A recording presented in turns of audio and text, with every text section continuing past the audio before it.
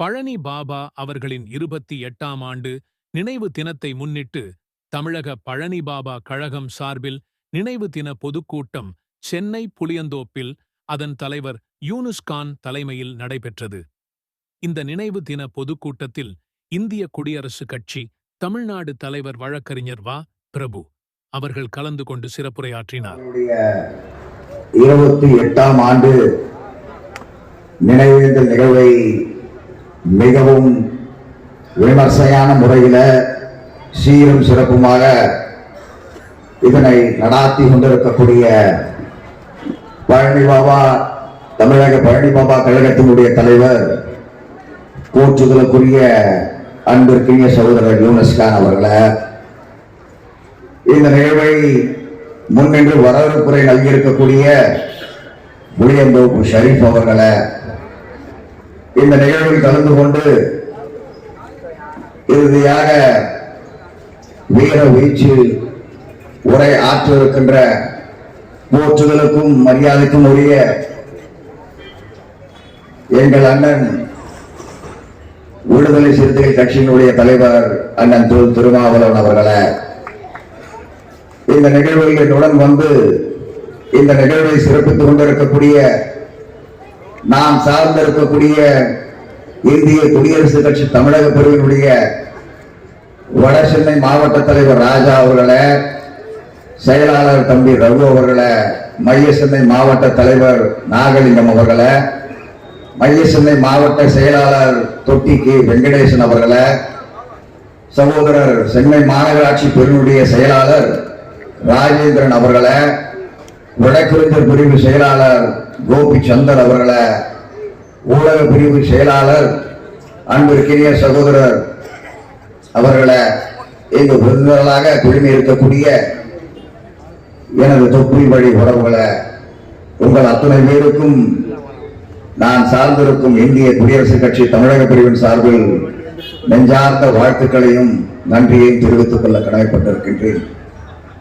என் அன்பு தொப்புள் வழி உறவுகளை, நான் அரசியலில் பிரவேசித்து குறிப்பாக இந்த அடித்தட்டு மக்களுக்காக களம் கண்டு மரியாதைக்குரிய அருமையண்ணன் திருமாவளவனுடைய கைகளை பற்றிக் கொண்டு ஒடுக்கப்பட்ட மக்களுக்காக களம் கண்டு இந்த ஜனவரி திங்களோடு 25 ஆண்டுகள் தோழர்களை, அதற்கு சாட்சியாக இங்கு அமர்ந்திருக்கக்கூடிய என் அன்பு தம்பி இந்த மாநகராட்சி மன்ற உறுப்பினர் 73வது மாநகராட்சி மன்ற உறுப்பினர் அம்பேத்கர் அவர்களுக்கு சான்றாக இருந்து கொண்டிருக்கிறார். அண்ணன் தமிழனின் உட்பட இதை எதற்காக சொல்லுகிறேன் என்றால், மேடை கிடைக்க பெற்று விட்டது, ஏதாயிலும் போகின்ற போக்கிலே ஏதாயிலும் பேசிவிட்டு சென்று விடலாம் என்கின்ற கூற்று கிடையாது. இன்றைக்கு அன்பு சகோதரர் யூனுஸ் கான் அவர்கள் முன்னெடுத்திருக்கக்கூடிய இந்த நிலைப்பாடு மிகவும் வரவேற்புக்குண்டானது. எதற்காக சொல்லுகிறேன் என்றால், இந்த நாடு வேறு நிலைக்கு ஆட்படுத்தப்பட்டுக் கொண்டிருக்கிறது. இந்த நாடு சங் பரிவார கும்பல்களுக்கும் சனாதன சக்திகளுக்கும் அவருடைய அடிவருதிகளுக்கும் இன்றைக்கு இந்த நாடு வேறு நிலைக்கு சென்று கொண்டிருக்கிறது. அதைதான் அன்றைக்கு முன்னெடுத்தான் நடிகவேல் எம்.ஆர். ராதா அவர்கள்.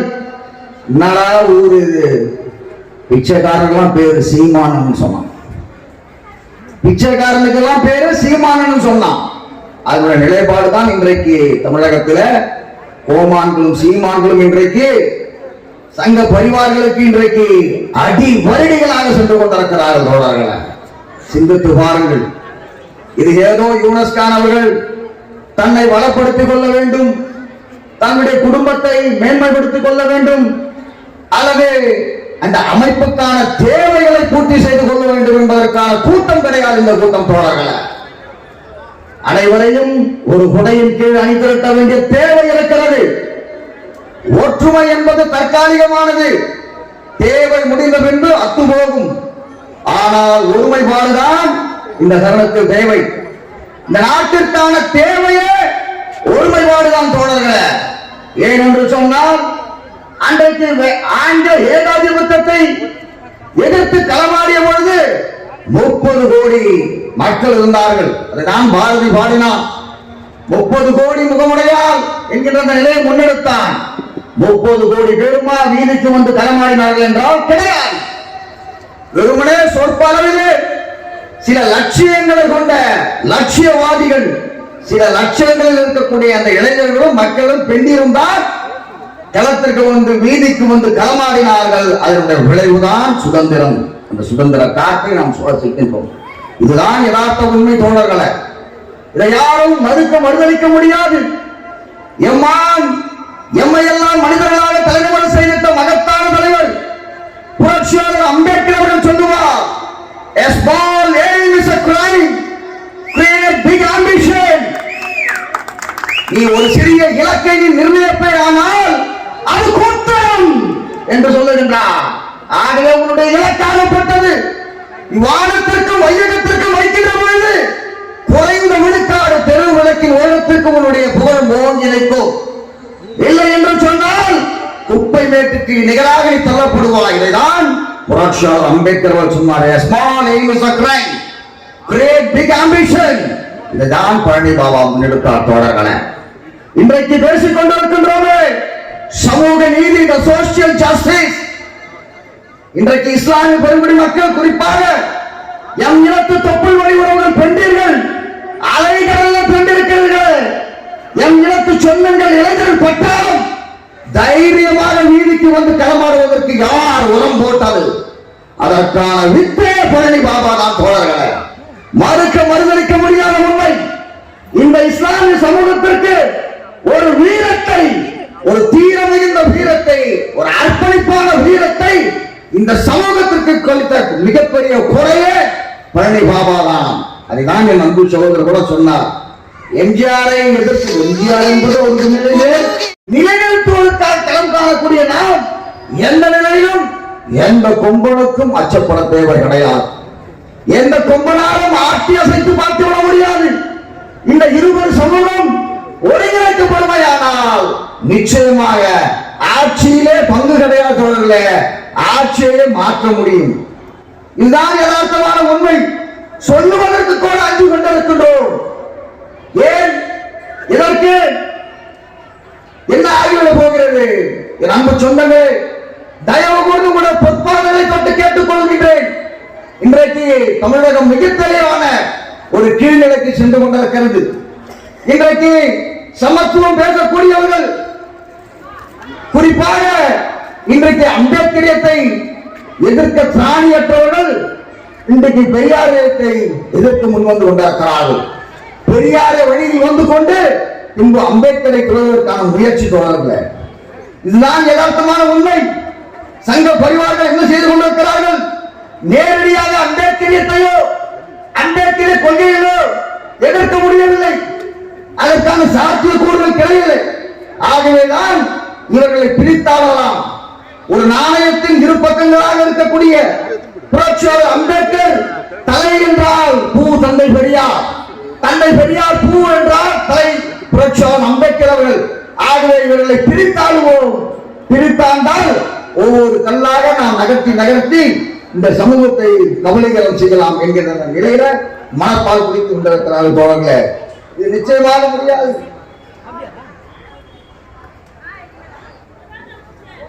அதற்கான வேலை ஒத்து போகும். நான் கேட்கின்றேன், சீமான் அவர்களிடத்தில் நான் கேட்கின்றேன், பெரியாரியத்தை பற்றி பேசிக் கொண்டிருக்கிறீர்கள்.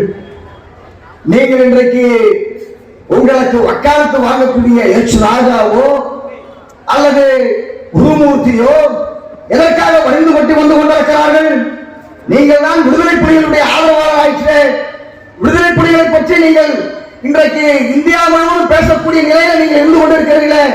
ஆனால் எந்த மேதகு பிரபாகரன் அவர்களை மிக கடுமையான சொற்களால் அவதூறுகளை பரப்பியவன் எச் ராஜா எப்படி உனக்காக வக்காலத்து வாங்கி வந்து கொண்டிருக்கிறார்? எப்படி முடியும்? எப்படி சாத்தியப்படும்? எச் ராஜாவோ குருமூர்த்தியோ உங்களுக்காக முட்டுக் கொடுக்கிறார்கள் என்றால் பின்புலத்தில் நீ ஒரு சங்கியாக இருந்து கொண்டிருக்கிறாய் என்றுதானே புறப்படுகிறது. இதுதானே யதார்த்தம். கைப்புண்ணுக்கு கண்ணாடி தேவை கிடையாது. இதுதானே யதார்த்தம் தோழர்களே. ஆகவே நீங்கள் அனைவருமே அரசியல் படுத்தப்பட வேண்டும். என அன்பு தொப்புள் வழி உறவுகளே, மேடைக்காக சொல்லுகின்ற கூற்று கிடையாது. இங்கு பெருந்திரளாக பெண்கள் இங்கே மிகப்பெரிய அணிதிரட்சி ஏற்படுத்தியிருக்கிறீர்கள். யூனுஸ் கான் அவர்களுக்கு மீண்டும் ஒரு முறை நன்றி கடமைப்பட்டிருக்கின்றேன். நீங்கள் அரசியல் தெளிவு பெற வேண்டும். அரசியல் தெளிவு பெறுகின்ற பொழுதுதான் ஒரு மிகப்பெரிய மாற்றத்தை நோக்கிய பயணம் நடைபெறும். அன்பு சொந்தங்களே, இன்றைய காலகட்டத்திற்கு புனரமைப்பு தேவை கிடையாது. புனரமைப்பு என்பது மேல்வாரியாக பூசப்படுகின்ற ஒரு பூச்சி நிலை. ஒரு வீடு ஏதோ சேதமடைகிறது என்றால் அந்த சேதாரத்தை பூச்சி வேலை செய்து அதை நிலைநிறுத்துவதுதான் புனரமைப்பு. அது தற்காலிகமான தேவையானது கூட. ஆனால் இந்த நிலைக்கு தேவையான புரட்சி தான் தோழர்களே.